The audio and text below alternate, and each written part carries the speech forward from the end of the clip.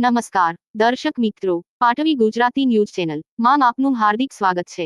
Western railway employees union Vadodara division દ્વારા એનપીએસના વિરોધમાં વિશાળ ધરણા પ્રદર્શન સાથે એનપીએસ ગો બેકના સ્લોગન સાથે વિરોધ પ્રદર્શન આજરોજ તારીખ 12/7/2024ના રોજ ઓલ ઇન્ડિયા રેલવેમેન્સ ફેડરેશનના આહવાન પર western railway employees union Vadodara division દ્વારા વિશાળ ધરણામાં આજ રોજ અલગ અલગ સ્ટેશનથી આશરે 50થી વધુ રેલ કર્મચારી એનપીએસના વિરોધમાં મંડળ સ્થળ પર જોડાયા છે। આજ રોજ સંપૂર્ણ ભારત વર્ષમાં એનપીએસના વિરોધમાં ઝોનલ અને ડિવિઝન સ્તરે રેલવેમાં ધરણા રાખેલ છે। જૂની પેન્શન રેલ કર્મચારીને મળે તેવી માંગ સાથે આજે ધરણામાં રેલ કર્મચારી ભારી સંખ્યામાં એકજૂથ થઈ વિરોધ કરી રહ્યા છે। રિપોર્ટર યુનિસ પરમાર તાંદલજા।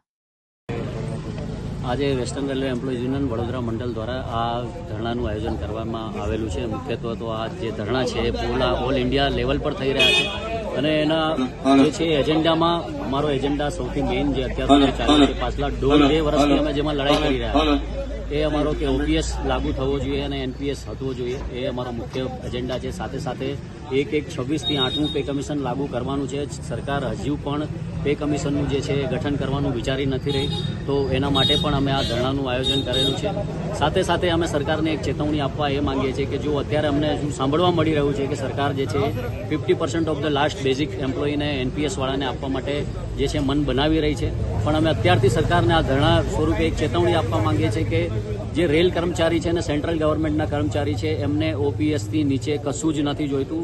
જ્યાં સુધી સરકાર ઓપીએસ લાગુ નહીં કરે ત્યાં સુધી આ અમે લડાઈ જારી રાખીશું અને અમારો સંઘર્ષ જે છે એ જારી રાખીશું। ઇલેક્શનમાં અમે કીધેલું, અમારે જ્યારે ઇલેક્શન કેમ્પેન કે જ્યારે બી અમારી મિટિંગ થતી હતી અમે કહેતા હતા કે જે ઓપીએસ આપશે એ જ દેશ પર રાજ કરશે।